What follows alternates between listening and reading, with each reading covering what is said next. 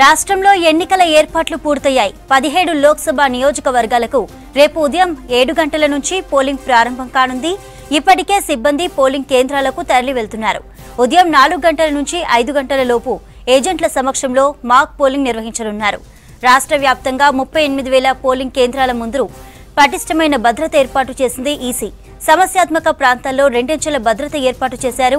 అన్ని ఏర్పాట్లు చేశామని, ప్రజలు నిర్భయంగా ఓటేయాలని పిలుపునిచ్చారు ఎన్నికల అధికారులు. ప్రలోభాలకు గురి చేస్తే కఠిన చర్యలుంటాయని హెచ్చరించారు పోలీసులు. పోలింగ్ ముగిసే వరకు పోలీసులు మరింత అప్రమత్తంగా ఉంటారన్నారు. జిల్లాల సరిహద్దులు, రాష్ట్ర సరిహద్దుల దగ్గర చెక్ పోస్టులు ఏర్పాటు చేశామన్నారు. అక్రమ మద్యం రవాణాతో పాటు డబ్బు రవాణాపై నిఘా ఉంటుందన్నారు స్టేట్ పోలీసులు. ఇప్పటి వరకు 186 కోట్ల రూపాయల మద్యం సీజ్ చేశామని ప్రకటించారు. తనిఖీలకు సంబంధించి 8,863 కేసులు బుక్ అయ్యాయని చెప్పారు. వరంగల్, మహబూబాబాద్ సెగ్మెంట్లలో ఎన్నికల సన్నద్ధంపై మరిన్ని డీటెయిల్స్ కృష్ణమోహన్ లైవ్ ద్వారా అందిస్తారు. కృష్ణమోహన్, అప్డేట్స్ అండి.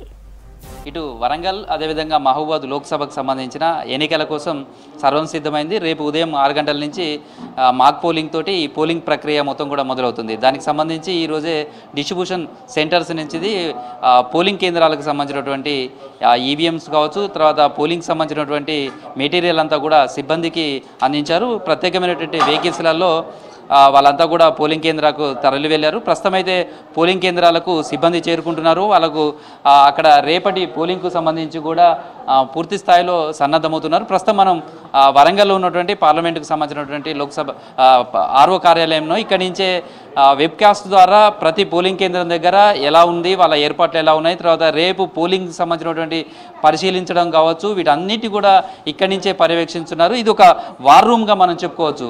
అంటే ఇప్పటికే మనం చూడవచ్చు, ఇక్కడ ఉన్నటువంటి ఇది వెస్ట్కు సంబంధించినటువంటి పోలింగ్ కేంద్రాలు. ఇవి పోలింగ్ కేంద్రాల దగ్గరికి ఇప్పటికే సిబ్బంది చేరుకున్నారు. వాళ్ళకి సంబంధించినటువంటి మెటీరియల్ అంతా అక్కడ సిద్ధం చేసుకున్నారు. వాళ్ళకి సంబంధించినటువంటి ఏర్పాట్లన్నీ కూడా వాళ్ళు నిమగ్నమై ఉన్నారని చెప్పచ్చు. వాళ్ళంతా ఆయా పోలింగ్ సెంటర్స్లలో కూడా కావాల్సినటువంటి మెటీరియల్ అంతా కూడా సిద్ధం చేసుకున్నారు. ఎందుకంటే రేపు మార్నింగ్ 6 o'clock వరకే ఈ మాక్ పోలింగ్ సంబంధించి కూడా సిద్ధం చేసుకోవాలి.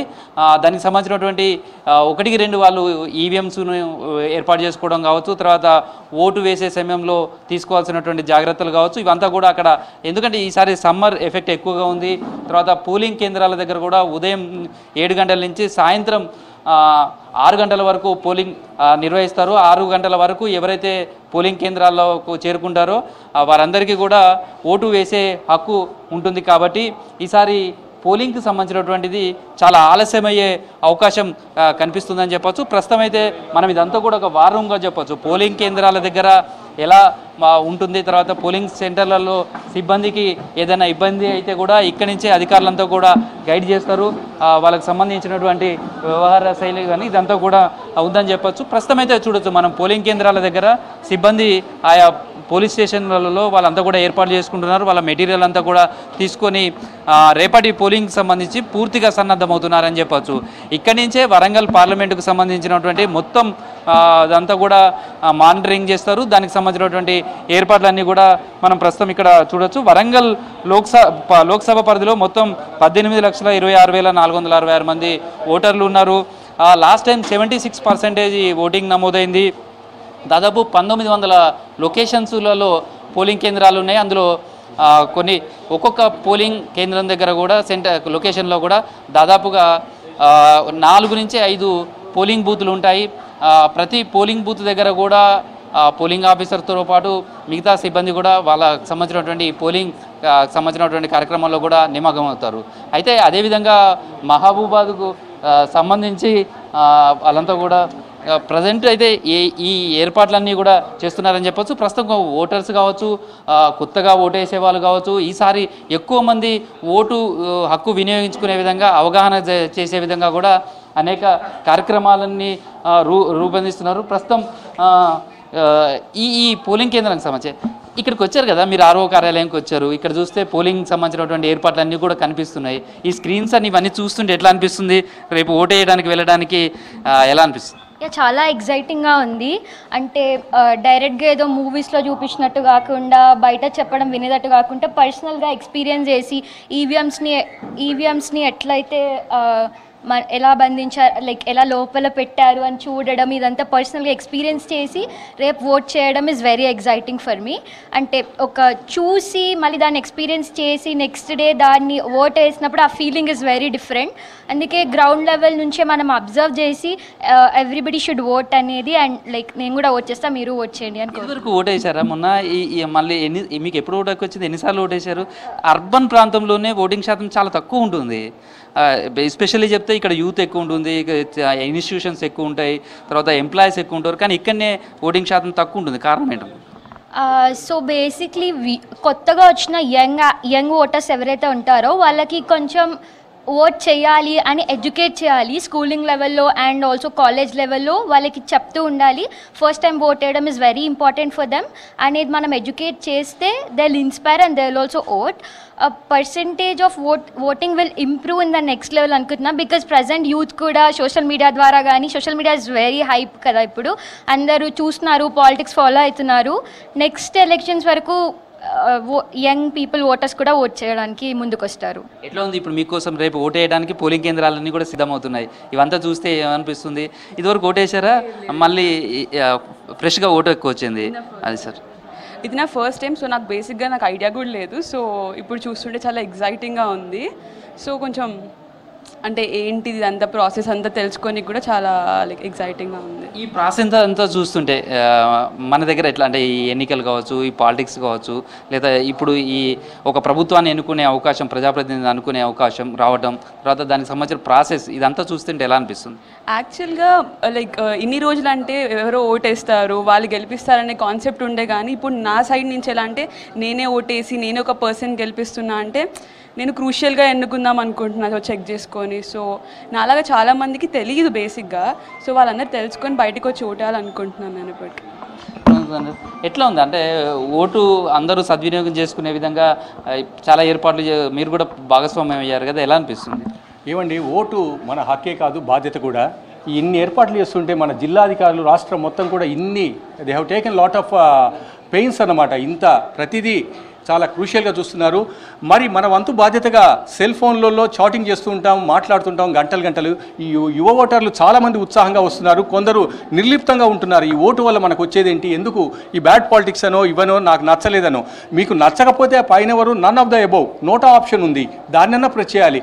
బట్ ప్రతి ఒక్కరు యూత్ కానీ, ఎడ్యుకేటర్స్ కానీ, అర్బన్ ప్రాంతాలలో ముఖ్యంగా మన ఊరుగల్లో చాలా తక్కువ పర్సెంటేజ్ ఉంది. ఈసారి తప్పకుండా ప్రతి ఒక్కరూ వారి బాధ్యతగా ఓటు వేసి మన ఓరుగల్లు ఖ్యాతిని నలుదిశలా చాటాలని నేను కోరుకుంటున్నాను. నేను నిర్వహించిన ప్రస్తుతం అయితే ఎన్నికల సిబ్బంది కూడా మొత్తం ఇక్కడి నుంచే వార్ రూమ్ నుంచే నడిపిస్తున్నారు. మొత్తం ఒక యుద్ధ వాతావరణం కనిపిస్తుంది. మొత్తం పార్లమెంటు ఎన్నికలకు సంబంధించిన పూర్తి స్థాయిలో ఇక్కడి నుంచే సన్నద్ధమవుతున్నట్టుంది. ఎట్లా మానిటరింగ్ చేస్తారు ఆ పోలింగ్ స్టేషన్లలో సంబంధించిన సిబ్బంది పనితీరు కావచ్చు, లేదా ఓటింగ్ వేసే దగ్గర ఇబ్బందులు కావచ్చు, ఇదంతా ఇక్కడి నుంచి ఈ వార్ రూమ్ నుంచి ఎలా ఉంటుంది? సో అందరికీ నమస్కారం. సో రేపు మనకి జరగబోయే పార్లమెంటు ఎన్నికలకు సంబంధించి మన వరంగల్ డిస్టిక్లో అంటే ఆర్ఓ వరంగల్ అవుతుంది దీనికి సంబంధించి. సో ఇక్కడ మనము 2 రకాల వెబ్కాస్టింగ్ వీవింగ్ చేస్తాము. ఒకటి ఆర్ఓ వరంగల్ సంబంధించి 7 సెగ్మెంట్లకు సంబంధించి కూడా మనకి ఇక్కడ వెబ్కాస్టింగ్ వీవింగ్ చేయడం జరుగుతుంది. అదేవిధంగా మనకి డిఈఓ కాన్స్టిట్యున్సీ అంటే 3 మనకి కాన్స్టిట్యున్సీస్ ఉంటారు. ఆ 3 కూడా మనము పర్టికులర్గా వాటిని కూడా మన యొక్క స్టాఫ్ని డిప్లాయ్ చేసేసుకొని వీవింగ్ చేయడం జరుగుతుంది. అంటే ఇక్కడ మనకి ఇమీడియట్గా ఎటువంటి రెస్పాన్స్ అంటే అక్కడ క్రౌడింగ్ అవటం కానీ, లేకపోతే పోలింగ్ స్టేషన్స్లో మనం కల్పించిన ఫెసిలిటీస్ విషయంలో కానీ, లేకపోతే ఏ విషయమైనా పిఎస్ నెంబర్తో సహా మన దగ్గర కమ్యూనికేషన్ ప్లాన్ కూడా మనము కీప్ చేయడం జరిగింది. అదేవిధంగా మనకు డిపార్ట్మెంట్స్ కన్సర్న్ మనకి లైన్ డిపార్ట్మెంట్స్ వాళ్ళు, health department, police department and వాటర్కి సంబంధించి, శానిటేషన్ సంబంధించి మున్సిపాలిటీ అండ్ ఆర్డబ్ల్యూస్ వీళ్ళందరూ కూడా మనకి స్టాఫ్ డిప్లాయ్ చేసుకోవడం జరిగింది. ఎందుకంటే ఏదైనా పిఎస్లో మనకి ఏదైనా ఇష్యూ జరిగినప్పుడు ఇమీడియట్గా ఆ లైన్ డిపార్ట్మెంట్ వాళ్ళతో కూడా మనము కాంటాక్ట్ అయ్యి ఈ సమస్యను పరిష్కరించడం జరుగుతుంది. అదేగా బిఎల్ఓ దగ్గర నుంచి పిఓ, ఏపీఓ వీళ్ళ నెంబర్స్ కూడా మనకి కంట్రోల్ రూమ్లో ఉన్నాయి. కంట్రోల్ రూమ్ కూడా 24/7 మనకి ఎప్పుడు నడుస్తుంది. బట్ ఇప్పుడు కూడా ఇంకా ఎక్యురేట్గా రేపు మార్నింగ్ 4:30కే మనము అందరూ కూడా డిప్లాయ్ ఉంటారు. ఇప్పుడు ఆల్రెడీ వెబ్కాస్టింగ్ కూడా ట్రయల్ రన్స్ చేయడం జరిగింది ఈరోజు. సో ఇక్కడ మనకి వార్ రూమ్ అన్నారు కదా, సో మీకు అక్కడ సిచ్యువేషన్ ఎలా ఉందంటే వార్ రూమ్ లాగానే వీళ్ళు పనిచేస్తారు. ఇప్పుడు ఈ కంట్రోల్ రూమ్ నుంచి అంటే ఇప్పుడు మార్నింగ్ నుంచి కూడా ఈవీఎంస్ కావచ్చు, వాళ్ళ సిబ్బంది కావచ్చు, వీళ్ళంతా కూడా పోలింగ్ స్టేషన్ వెళ్ళడానికి వెహికల్స్ కూడా జీపీఎస్ ఏర్పాటు చేశారు. వాటి మానిటరింగ్ అవన్నీ కూడా పూర్తి స్థాయిలో పోలింగ్ స్టేషన్లకు చేరుకున్నాయా? అక్కడ సిబ్బంది అంతా పూర్తి స్థాయిలో సన్నద్ధమవుతున్నట్టుగా చెప్పుకోవచ్చా? 100%గా మన వాళ్ళందరూ కూడా ఇప్పటి వరకైతే మనకి ఎటువంటి ప్రాబ్లమ్స్ ఉన్నట్టు కూడా నోటీస్కి రాలేదు. అందరూ కూడా రీచింగ్ అయిపోతున్నారు. ఎవరికి వాళ్ళే పోలింగ్ స్టేషన్స్లో ఇప్పుడు వెబ్కాస్టింగ్ మీరు వ్యూ చేసినట్టయితే అందరూ మన పోలింగ్ పర్సన్స్ కూడా అందరూ చేరినట్టుగా ఉన్నారు.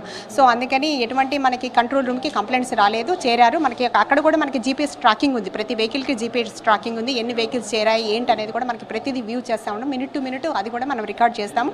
సో ఇప్పటి వరకు అయితే మనకి మేజర్ కంప్లైంట్స్ లాంటివి రాలేదు కాబట్టి రీచ్ అయిపోయారు. జనరల్గా ఈ ఈవీఎంలకు సంబంధించి టెక్నికల్ ప్రాబ్లమ్స్ చాలాసార్లు ఫేస్ చేస్తున్నారు. చాలా చోట్ల కూడా ఈవీఎంస్ మొరాయించడం, తర్వాత పోలింగ్కి ఆలస్యం కావడం, దాన్ని ఇంపాక్ట్ పడుతుంది. అసలే ఇది సమ్మర్, తర్వాత టెంపరేచర్ కూడా రికార్డ్ స్థాయిలో నమోదవుతుంది. ఎక్కడైనా మార్నింగ్ అవర్స్లో ఎక్కువగా పోలింగ్కి వస్తుంటారు. అక్కడ ఏదైనా ఇట్లాంటి ఇబ్బంది అయితే చాలా మళ్ళీ ఆ ఎండ ఎక్కువ పెరిగితే కూడా జనం ఇబ్బంది పడే పరిస్థితి ఉంది. ఇట్లాంటి వాటిని దృష్టిలో పెట్టుకుని ఎలాంటి ఏర్పాట్లు చేశారు?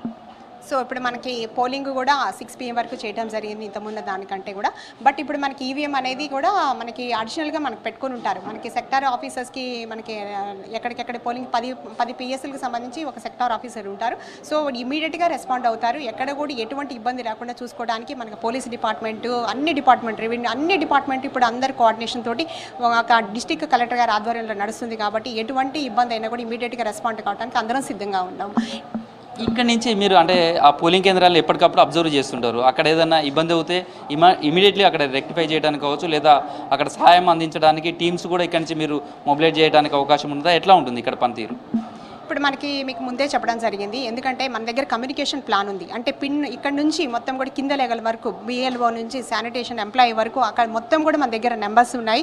సో అందరికీ అక్కడ వాళ్ళకి మనం కమ్యూనికేట్ చేయడానికి మన దగ్గర అన్నీ కూడా ఎక్విప్మెంట్ పెట్టుకొని రెడీగా ఉన్నాం. ఇక్కడ మనకి వీవింగ్ కోసం కూడా ఇప్పుడు నర్సంపేట ఉంది. నర్సంపేట వీవింగ్ చేయడానికి 2 ఎంప్లాయీస్ రేపు మార్నింగ్ నుంచి మనకి ఉంటారు ప్రతి సెగ్మెంట్ చేయడానికి. అదేవిధంగా ఇప్పుడు RO లెవెల్ కానీ ఇవి వీవింగ్ చేయడానికి వెళ్దామా? సో ఎంప్లాయీస్ డిప్లాయ్ అయ్యి ఉంటారు. సో అందుకని ఇప్పుడు వీళ్ళందరూ కూడా మనకి ఇప్పుడు చేయడం జరిగింది. నర్సంపేట ఏ సెగ్మెంట్కి ఆ సెగ్మెంట్ సెటప్ చేయడం జరుగుతుంది.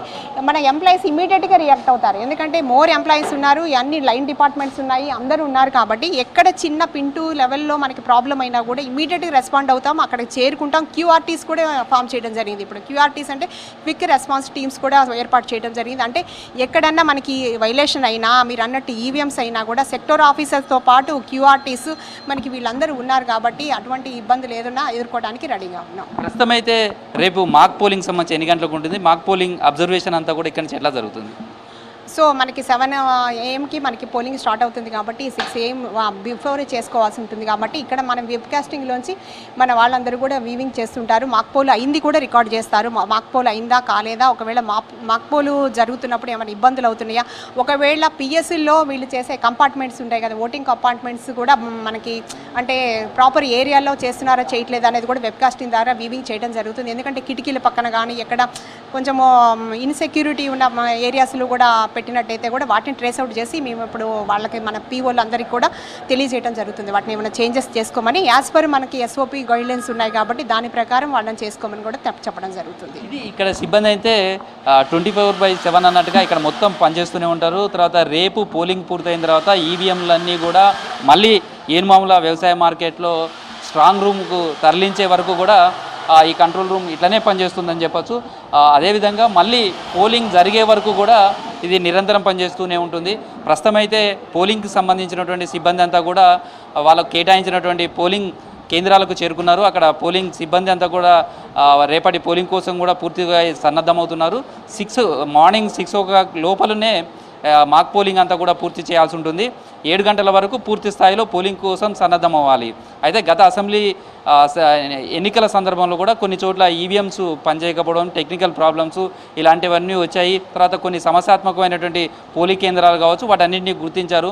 ఈసారి అలాంటివి లేకుండా క్విక్గా అక్కడ కావాల్సినటువంటి టీమ్స్ అంతా కూడా వెళ్ళి వాళ్ళకి ఏదన్నా అవసరమైనటువంటి సహాయాన్ని కానీ సాంకేతిక సిబ్బంది కానీ అందుబాటులో ఉండే విధంగా చూశారు. సేమ్ టైంలో ఈసారి ఎండ తీవ్రత ఎక్కువగా ఉండడం, తర్వాత ఉష్ణోగ్రతలు గణనీయంగా నమోదవుతున్న నేపథ్యంలో సాయంత్రం సాయంత్రం 6 గంటల వరకు ఓటు వేసే అవకాశం కల్పించారు. సేమ్ టైంలో అక్కడ చలువ పందిర్లు వేయించడం కావచ్చు, తర్వాత నీడ ఉండే విధంగా చూస్తున్నారు. సేమ్ టైంలో వాళ్ళకు వాటర్ ఫెసిలిటీ కావచ్చు, అదేవిధంగా వైద్యానికి సంబంధించినటువంటి హెల్త్ డిపార్ట్మెంట్ సహాయం తీసుకుంటున్నారు. ఇటు మున్సిపల్ కార్పొరేషన్ వివిధ శాఖల సమన్వయంతో అయితే పోలింగ్ కేంద్రాల వద్ద పూర్తి స్థాయిలో ఏర్పాటు చేశారు. అదేవిధంగా మోడల్ పోలింగ్ కేంద్రాలను కూడా ఈసారి ఎక్కువ ఏర్పాటు చేశారు.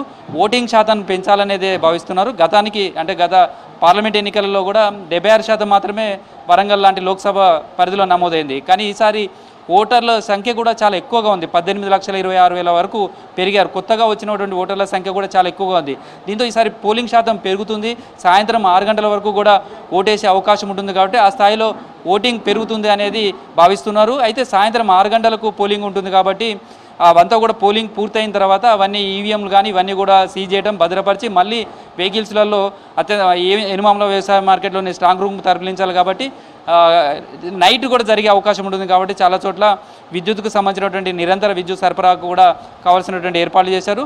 తర్వాత సమస్యాత్మకంగా పోలింగ్ కేంద్రాల దగ్గర కూడా సాయుధ బలగాలతోటి భారీగా మోహరించి భద్రత కూడా ఏర్పాటు చేశారు. రేపటి పోలింగ్ కోసం అయితే సర్వం సిద్ధమైంది. ఇటు వరంగల్ కావచ్చు, అటు మహబూబాద్ 2 పార్లమెంటు స్థానాలలో మొత్తం ఇటు వరంగల్ పార్లమెంట్ అయితే 6 అసెంబ్లీ సెగ్మెంట్లలో సాయంత్రం 6 గంటల వరకు, ఒక భూపాలపల్లి మావోయిస్టు ప్రభావిత ప్రాంతంలో మాత్రం అక్కడ 4 గంటల వరకు ఉంటుంది. అదేవిధంగా మహబూబాద్కు సంబంధించి చూస్తే ములుగు, అదేవిధంగా భద్రాచలం ఈ 2 చోట్ల మాత్రం 4 గంటల వరకే ఓటేసే అవకాశం ఉంటుంది. మిగతా 5 నియోజకవర్గాలలో మాత్రం సాయంత్రం 6 గంటల వరకు ఓటేసే అవకాశం ఉంటుంది. ఇది ప్రస్తుతం చంద్రిక ఈ 2 లోక్సభ పరిధిలో ఇప్పటికే ఈవీఎంలు చేరుకోవడం, పోలింగ్ సిబ్బంది కూడా పోలింగ్ కేంద్రాలకు చేరుకున్నారు. వాళ్ళు రేపటి పోలింగ్ కోసం కూడా సర్వం సిద్ధమవుతున్నారని చెప్పుకోవచ్చు.